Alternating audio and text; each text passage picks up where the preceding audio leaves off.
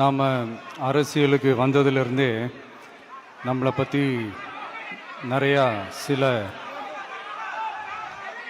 வதந்திகள் எல்லாமே சொல்லிகிட்டு இருக்காங்க இல்லையா?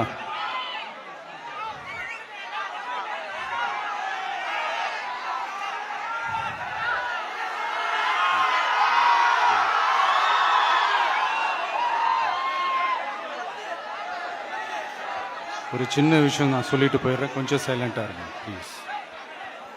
நாம் அரசியலுக்கு வந்ததிலிருந்தே நம்மளை பற்றி நிறைய சில வதந்திகள், அந்த டீம் இந்த டீம் அப்படிலாம் சொல்லிக்கிட்டு இருக்காங்க இல்லையா?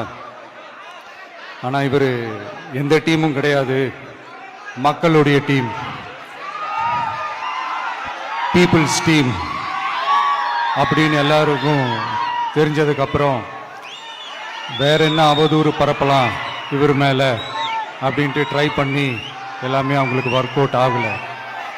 ஸோ கடைசியில் என்னதான் இந்த விஜயை பண்ணலாம் அப்படின்னு நினைக்கும் போது தான் இந்த கூட்டணி அந்த கூட்டணிலாம் சேர போகிறாரு அப்படின்ட்டு ஒரு பொய்யான ஒரு பிரச்சாரத்தை பண்ணிக்கிட்டு இருந்தாங்க.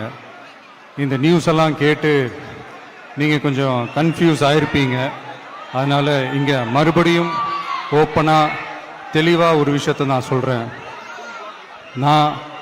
நாங்கள் எப்பவுமே மதச்சார்பற்ற கொள்கைன்றதில், அந்த ஸ்டாண்ட்லேயோ, மதச்சார்பற்ற சமூக நீதி என்ற அந்த நிலைப்பாட்டிலேயோ எப்பவுமே சமரசம் வச்சுக்கவே மாட்டோம்.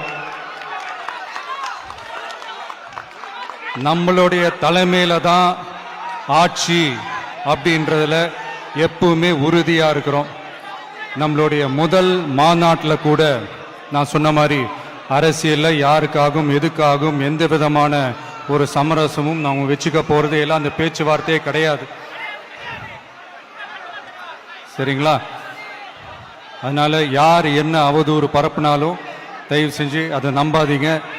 எல்லாம் வல்ல இறைவனின் அருளால் நாம நினைச்ச டார்கெட்டை நம்மளால நிச்சயமா அடைய முடியும். இன்னைக்கு என்னுடைய இஸ்லாமிய சகோதர சகோதரிகளுக்கு என்னுடைய ரமலான் நல்வாழ்த்துக்கள்.